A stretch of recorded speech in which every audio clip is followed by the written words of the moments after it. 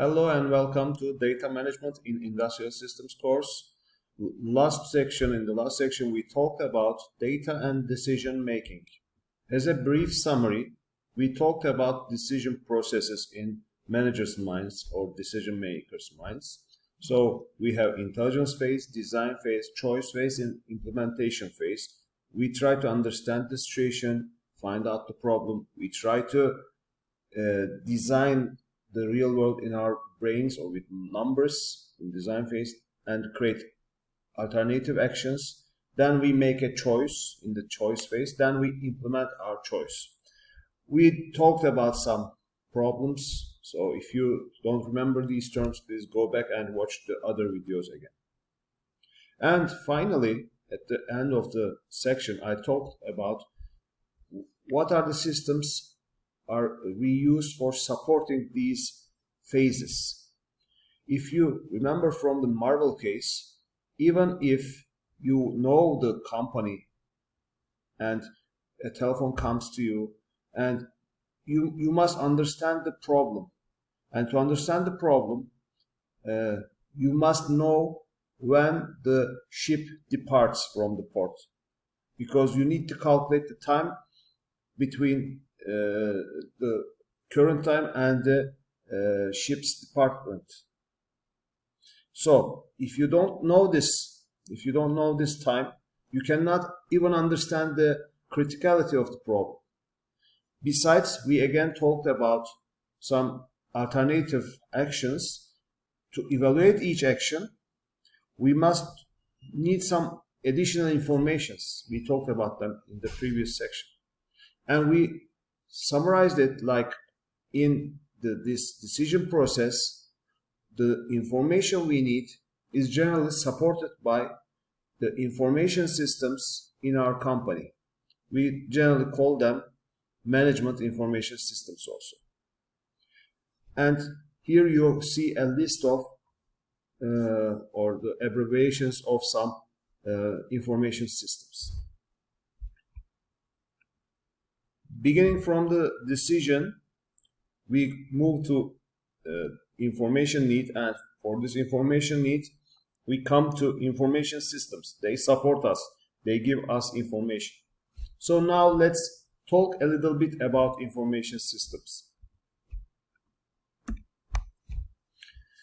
So data processing is the former term used for information systems. And it is any process that a computer program does to enter data and summarize, analyze, or convert data into useful information. This is a key definition. So, in an information system or in data processing, there must be a software that you enter data, and it uses this data to make some calculations, to make some summary, to convert the data into something different. And we want the result of this processing of data, to create usable information. So what does data processing do? It makes operations like recording data, analyzing data, sorting data, summarizing data, calculating, and disseminating data. Here I want to give a small example. Assume that you are the manager of a supermarket, okay?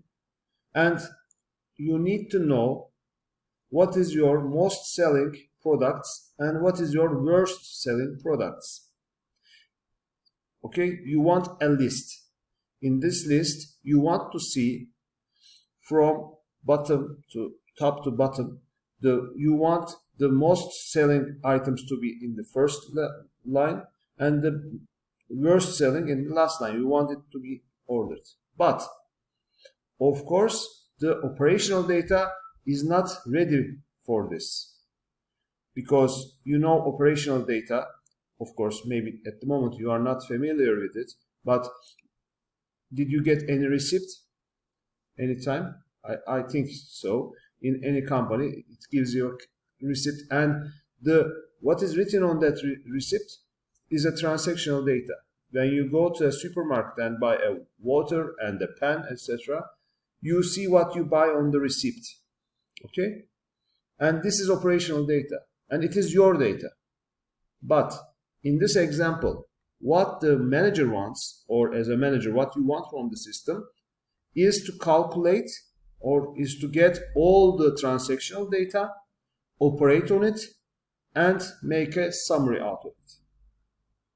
And the operations we talk about here are not great mathematical operations indeed. In the future, you will see some databases also calculate standard deviation, etc., some statistical terms. But basically, what is used in real world is you just add up some, make the sum of some receipt data. Okay, you find out how many water you sold, you find out how many cola you sold, you find how many pens you sold, then you order it. And sorting it is also very simple. You know, it is not a rocket science. None of the things I mentioned here is rocket science. But when you have lots of data, I mean like 10,000 lines or 100,000 lines, it is nearly impossible to make this calculation with your brain. You cannot even see it in a single page. So you need a mechanism to make these calculations and convert the data into useful information. Like, this is your most selling products, this is your worst selling products. This is something useful. Okay? And here, the term started with data processing, but later it turned into the term information systems because the output of the system is important. Data is also important, but what you get out of it, it creates the value. Okay, like you see a footprint on the floor, it is just a footprint on the floor. But with other analysis, if you understand who came to your house when you are not there, it becomes a helping mechanism for you to understand the reality. It makes you understand that, okay, someone that I don't know was in my house. Okay, it is not a simple footprint on the floor. It is a clue for you to understand the real happening in the real world. Okay, that's why the outcome is important. So the name of the term is changed to information systems. So here you can see a graphical representation of my case. The left-hand side is the data of a retail store. The operational data is just like this. For you to better understand, here you can see bright dish soap. It is sold somewhere in a day, in an hour. You don't know the details, but later it is sold again in the fourth leg. And later it is sold again. So there are lots of bright dish soap product and data about it because it is sold many times. And as I said before, if you have 10,000 rows, 10,000 lines in your data, it is even hard to count it. Okay, it is even hard to find how many times you sold it.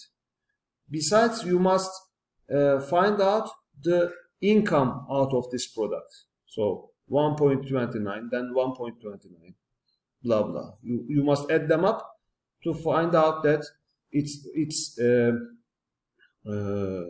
income, or the income you get from this product.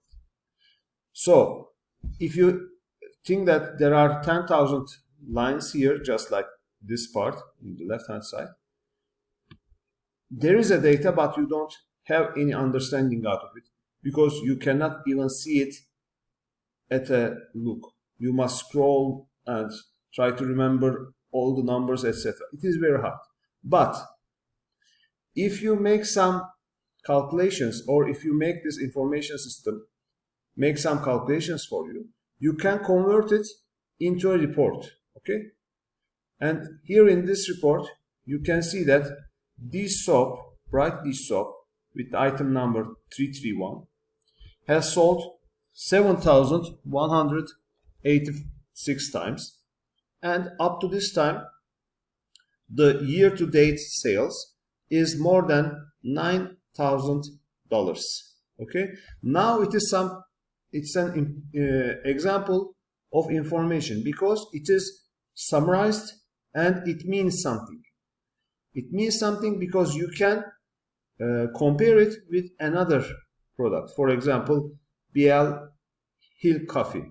Okay, you can have a result just like this for another product and compare them, and you can understand which product is sold better, which is more profitable for you. Okay, you can come up with results like this. So in the left hand side you see data, which is lots of things, but it is hard to make an interpretation out of it.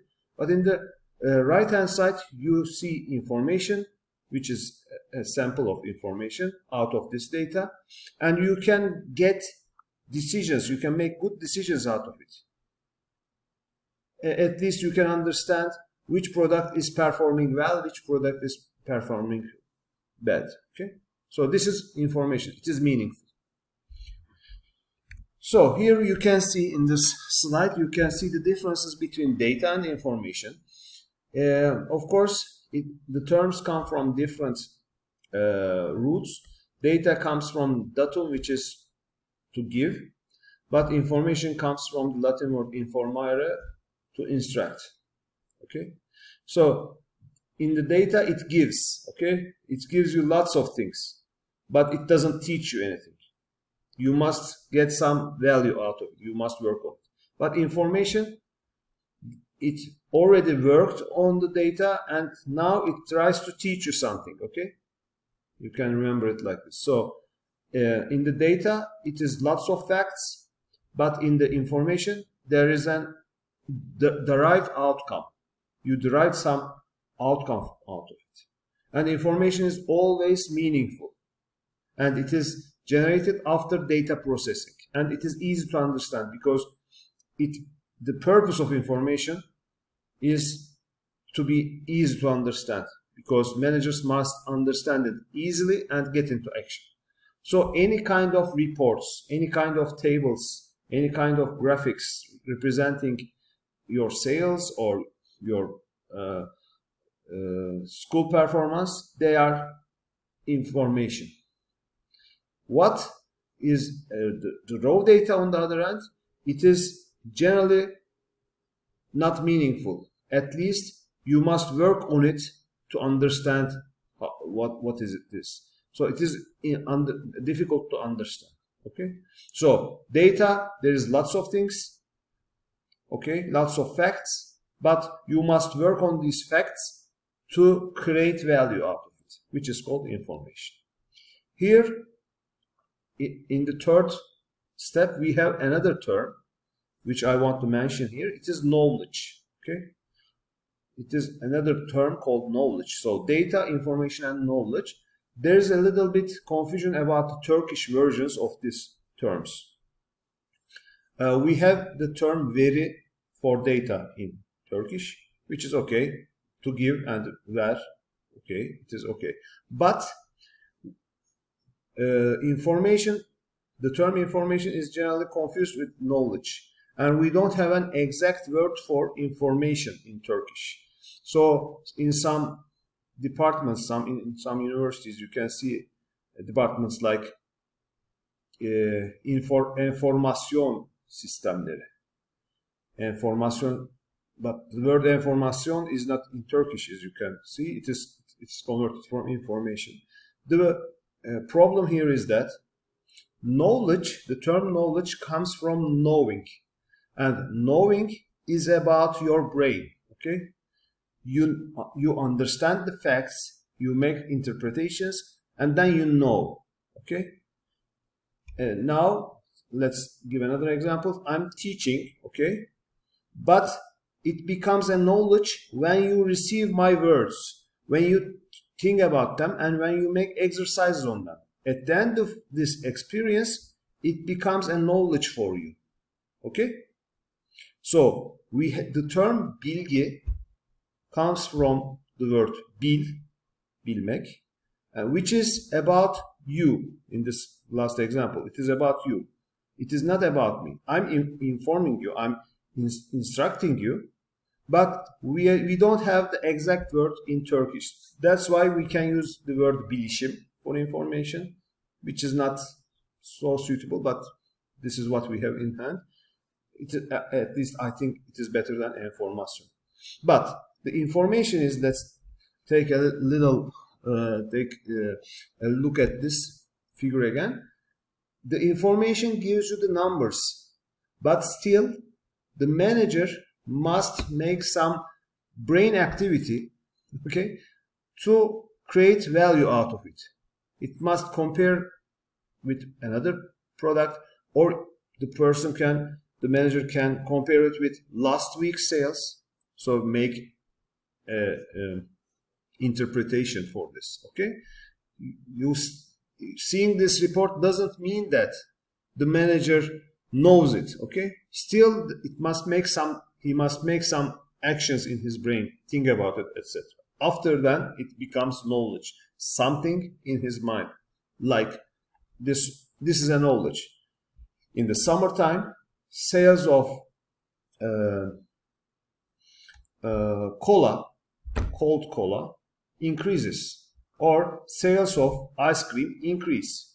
It is a knowledge because in all our life we experienced it, and we know it by heart because we know that we want more ice cream. This is something we can call knowledge. But the sales amount of a specific ice cream is an information.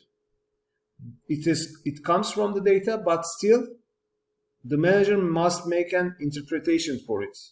Okay, after that it becomes a knowledge. So here we have three words at the end: data, information, and knowledge. And here I want to talk a little bit about technology and systems. We have two important terms here. Information technology is the use of computers to store, retrieve, transmit, and manipulate data. Okay, this is technology. But information system is any combination of information technology and people's activities using the technology to support operations and management. So this barcode here, this barcode, you can see a barcode here, over here, or a point of sale machine over here.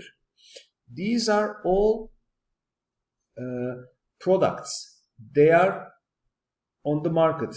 Companies buy it and then use it in their system. Okay, if something has become a product for to work as a part of a system, because this barcode reader is a part of the sales point in a retail store. Okay, so this system, this is a system because it interacts with people and it helps operations or management. But barcode reader by itself is a technology. How it works is, maybe you remember it from the supermarkets. There's a barcode over here. With this machine, it sends some light on it, and some of the light comes back to the machine, and it reads from this returning light and reads the number written with these barcodes. Okay, this is the technology. So send the light, receive the returning back light, and read the get the number out of these bars. This is the technology. And when I say it like this, it is not anything to do with a supermarket. Okay, it is just a technology doing some specific job. But when industrial engineers or people like that take this, convert it into a product, and create a system, fully functioning system, which involves people in it, then it becomes an information system. So system is different from technology. System uses technology to create value. Okay, so we have technology term, we have system term, and as industrial engineers we focus on the system part, but we use technology, information technology in our systems. So now let's talk about some information systems you used lately. I will send you a form and I will ask you to write down information systems and information technology you used lately. Then we will discuss on it.